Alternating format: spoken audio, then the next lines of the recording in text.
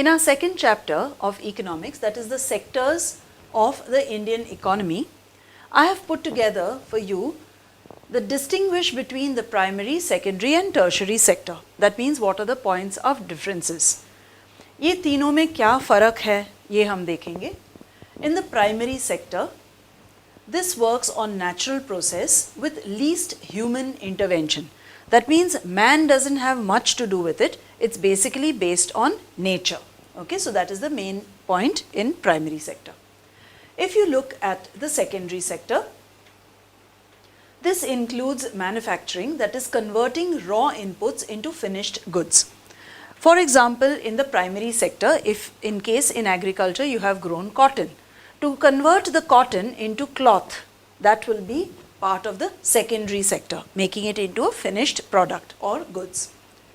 While in the tertiary sector, it imparts services. Imparts means it gives service to both primary and secondary sector. Sometimes this is also known as aids to trade or the service center. Why? Because it aids or it helps trade. व्यापार में मदद करता है, यानी जो third sector है वो ऐसे सुविधाएं देता है प्राइमरी और सेकेंडरी को ताकि वो अच्छे से चल सके. Have you understood the first distinguish between? Now the second point. Mostly in underdeveloped economy, यानी जो बहुत डेवलपमेंट नहीं कर चुके हैं, उन टाइप के देशों में आप देखेंगे कि प्राइमरी सेक्टर मैक्सिमम लोग उसमें रहते हैं. So underdeveloped economy you'll find mostly primary sector. While in the secondary sector you'll find countries which are more of a developing economy. So you'll find developing economies mostly have secondary sector or the manufacturing sector. While the tertiary sector, in very highly developed economy, you have more people involved in the service sector or the tertiary sector. Okay, so this is our second point of distinction. Coming to the third point. In the primary sector, very often you have unskilled labor, जो बहुत पढ़े लिखे नहीं हैं, जैसे agriculture में farming करने के लिए, तो उसके लिए बहुत ज़रूरी नहीं कि वो पढ़े लिखे हो. So you'll find a lot of labor which is unskilled. In the secondary sector, you have a combination of both skilled and unskilled labor. Okay, so you have both types. While in the third, that is in the tertiary sector, you'll find highly skilled and educated workforce. तो यहाँ पे सबसे ज़्यादा पढ़े लिखे लोग होंगे in the tertiary sector. Coming to our fourth point. This depends on natural factors like rain. That means agriculture will be based on whether you have had good rainfall or if it's flooded or if it's unseasonal rain, sometimes the crops can get spoiled. Secondary sector depends on the inputs from the primary sector. That means the raw material will come from the primary sector and of course the labor will work on it and then it will become manufactured goods. So this will depend mainly on this. And the third one will depend on the first and the second. So if the first is developed, it's easier for the second to develop. If the second is developed, it's easier for the third to develop. So this will depend on both the other sectors, that is primary and secondary sector. Okay, going on to our next point of difference. In the agriculture sector, mining and all, you'll find that technologically it may not be very advanced. I'm not saying it is never advanced. In some of the countries like USA, they do use advanced techniques like using combines, which do nearly all the work, harvesters and all. So they have technology also, but it doesn't have to be very technologically advanced. In the secondary sector, you'll find that there are some small scale industries which may not be very highly advanced, but large scale industries generally will have high technological advancement. While in the third sector, you'll find that it is impacted highly by the IT sector. IT is information technology, internet banking, etc. So maximum technology you'll find in this sector, little less than that in the secondary sector, and the least technology or very rudimentary technology, basic technology will be found in the primary sector. Finally, we come to examples. In the primary sector, we have examples like agriculture, which is based on the land, the fertility of the soil, the rain, mining, also depends on the natural resources that we have, whether it is coal, iron, whatever you are mining for. Fishing will also depend on nature, that means whether you have water bodies from which fishing can be done, and poultry farming, etc. Okay, so all these are examples for the primary sector. So now these are the points of the primary sector. Going on to the secondary sector, let us see the examples. The examples are industries like textile, auto, etc. Auto, that means automobile industry, which manufactures cars and all, or different types of industries you can write. And in the tertiary sector, you have examples of banking, insurance, transportation, warehousing, etc. Now, if you want to write down the difference between each and every, you can take a good look at all three together.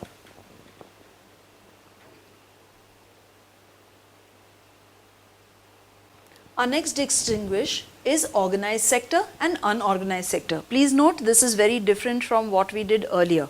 Primary, secondary and tertiary sector was a different thing that we were talking about. Here, organized sector, that means in that sector the workers are totally organized, it's done in a systematic manner according to rules and regulations. And the unorganized sector, it's not according to rules and regulations. So you'll find very often workers who are in the organized sector have job security, they cannot be exploited. While those who are in the unorganized sector, they can be exploited and they have no job security at all. Okay, so let us see the points of distinction.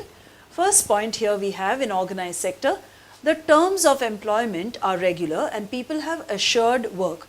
Assured यानी उनको आश्वासन मिलता है कि हमें काम है, कितने टाइम तक है, अगर उनको कॉन्ट्रैक्ट पे रखा गया है, 2 साल के कॉन्ट्रैक्ट जो भी है उसका कागज़ बराबर से उनको in a proper manner they are assured of the work. Plus it is a regular method in which rules and regulations are there. In the unorganized sector, these are small and scattered units, largely outside government control. So government cannot control. अभी आप काम वाली by रखते हैं तो उसको पगार minimum wages के हिसाब से देते हैं, उससे कम देते हैं, आप उसका शोषण करते हैं, वो गवर्नमेंट उसके ऊपर कंट्रोल नहीं रख पाती. या कहीं कंस्ट्रक्शन साइट है, वहाँ पे जो कामगार लोग रहते हैं, लेबरर्स रहते हैं, उनको ठीक से पगार मिलता है, टाइम पे मिलता है, कभी कभी वो उनको साइन करवाते एक अमाउंट पे, उनको एक्चुअली देते हैं कम. So no control is there in the unorganised sector. Plus it is irregular. Irregular यानी रेगुलर उनको काम नहीं मिलता है, कभी मिलता है कभी नहीं मिलता है. और अनअश्योर्ड वर्क यानी उनको आश्वासन नहीं दिया जाता है.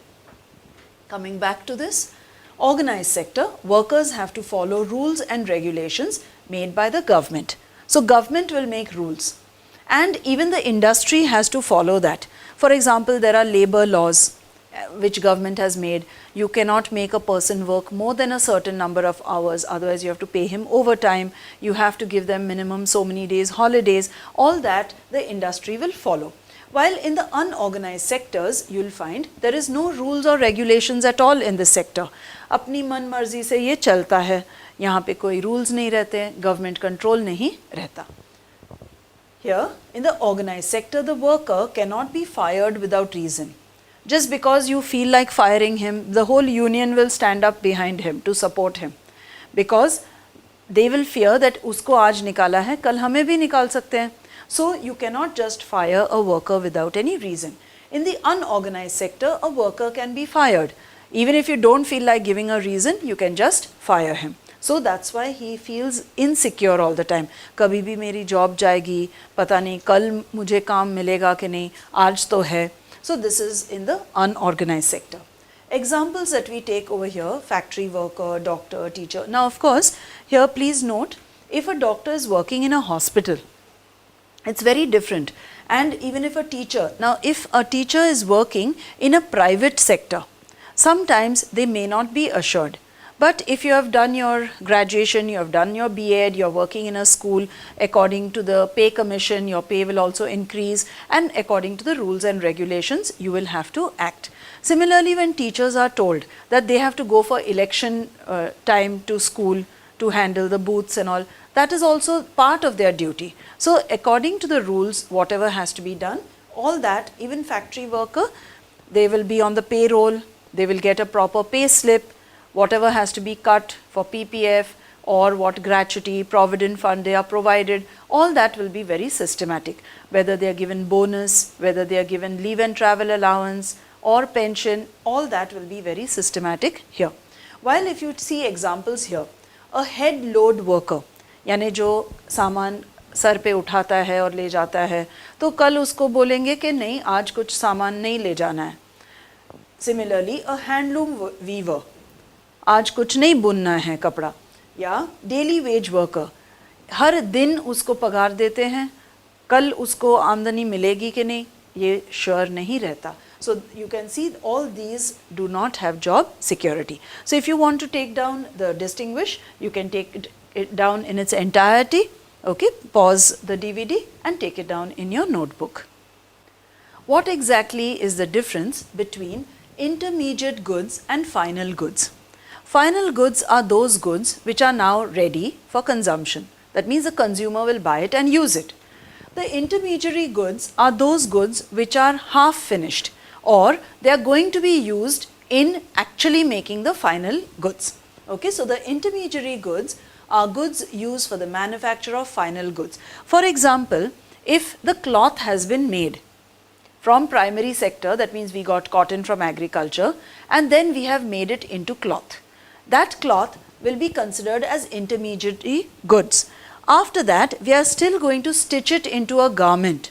यानी उस कपड़े के हम कुछ और कपड़े बनाएंगे. ये तो सिर्फ कपड़ा है, ओके, काफ़ी मीटर बनाया और उसका हम जो कपड़ा सिलाया हुआ कपड़ा बनाएंगे, जैसे कि शर्ट्स बनाएंगे, ड्रेसेस बनाएंगे, तो वो जो बना हुआ कपड़ा है जो पहन सकेंगे वो आएगा फाइनल गुड्स में. So these goods are for the final consumption of consumers, यानी ग्राहकों के लिए, उनके सेवन के लिए या उनके इस्तेमाल करने के लिए फाइनली जो बनाया जाता है, those are final goods. In intermediary goods, you will find that these are excluded in the calculation of national income to avoid double counting. National income जब हम गिनती करते हैं तो तीन तरीके रहते हैं. You can count the income, you can count the expenditure or the production in a country within a given financial year. When you count these, if you count intermediary goods, there might be fear of double counting.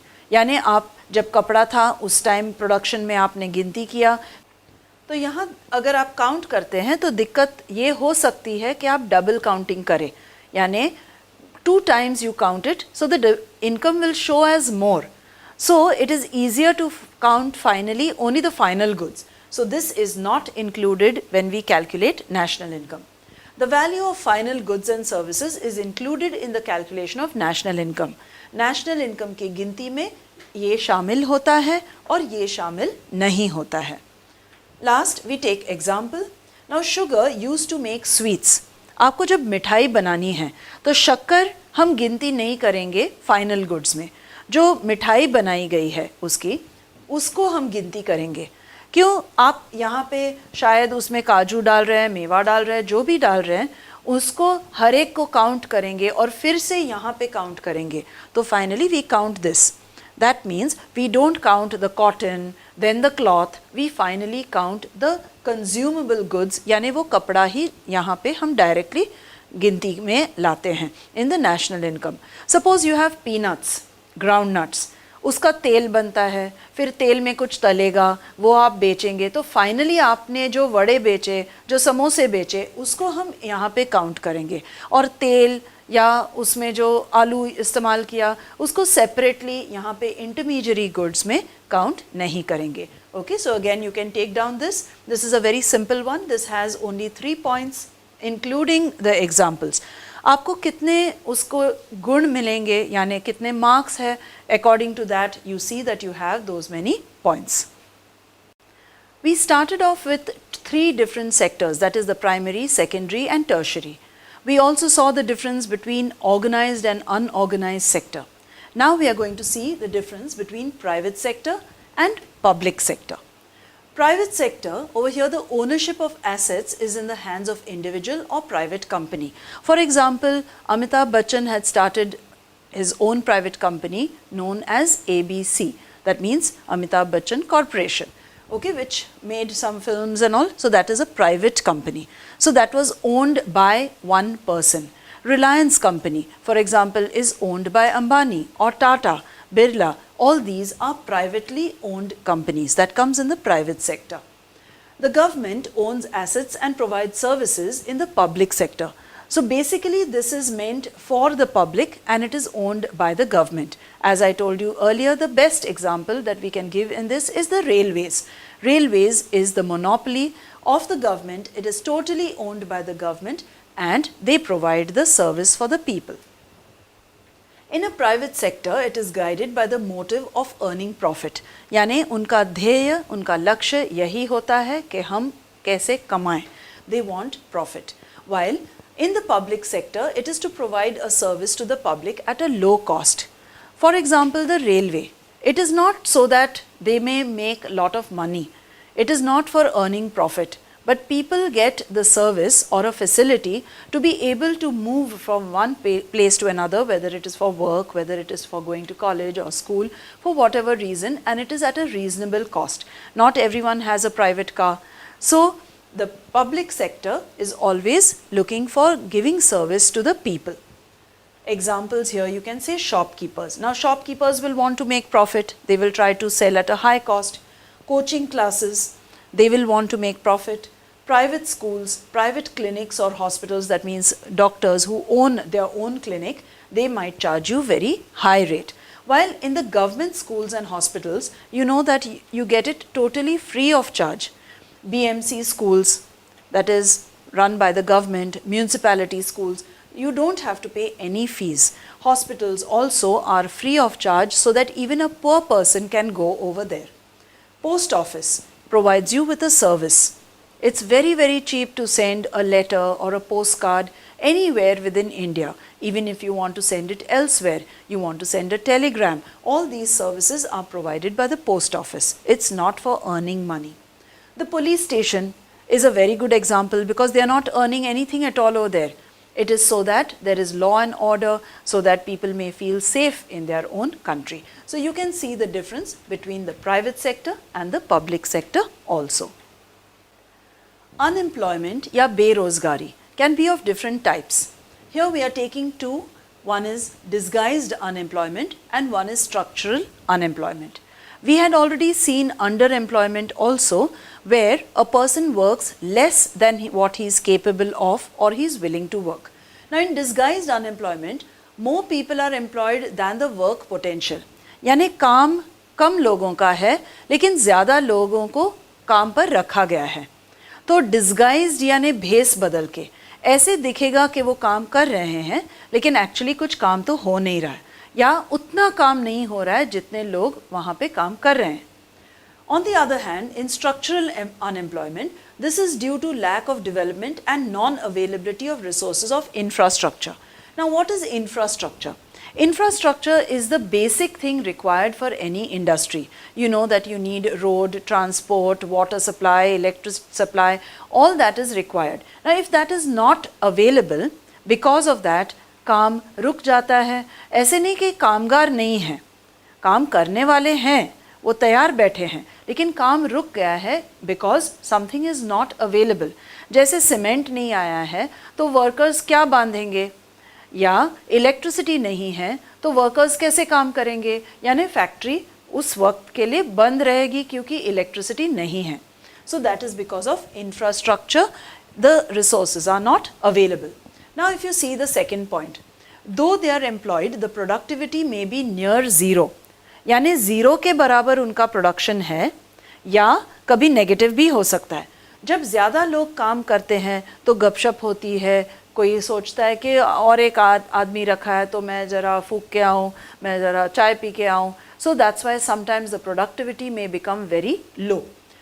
On the other hand here, यहाँ पे ज़्यादा लोग काम पर रखे हैं और यहाँ पे आप काम पे रख ही नहीं सकते क्योंकि यू कैन नॉट एब्जॉर्ब मोर. आप और लेबरर्स को ले ही नहीं सकते क्योंकि काम ठप पड़ा है, बंद पड़ा है यहाँ पे because of structural unemployment. When you see over here, generally in the agricultural sector, why do you find this? Now suppose you have one patch of land, two brothers work on it. so that they can earn out of it. Now if they have 2 more sons each, that means now more people are working on it. Both of them had 2 sons, so 4 of them plus the 2 brothers, now 6 of them are working over there. So more people are working. उसमें से 6 गुना तो मिल नहीं सकता. 2 भाई जब काम करते थे उस पर सपोज 20 किलो चावल उगाते थे, तो अभी 6 जन काम करते तो 60 किलो तो नहीं उगाते, 20 किलो ही उगाते हैं, लेकिन 6 जन को उनको खिलाना है. तो ऐसे लगता है कि 6 जन काम कर रहे हैं, सभी काम कर रहे हैं. जो काम था 2 जन का, 2 तो संभाल रहे थे. समटाइम्स इट माइट बी 2 को अगर कठिनाई होती है तो तीसरा आ जाए, लेकिन इतने जन काम पे और आमदनी उतनी ही, तो यानी प्रोडक्टिविटी नहीं बढ़ी, या तो ज़ीरो बढ़ी या तो बहुत ही मार्जिनली थोड़ा बढ़ जाएगा. On the other hand, here you will find generally this is found in industrial sector. तो इंडस्ट्री में ये ज़्यादा पाया जाता है और एग्रीकल्चरल में disguised unemployment.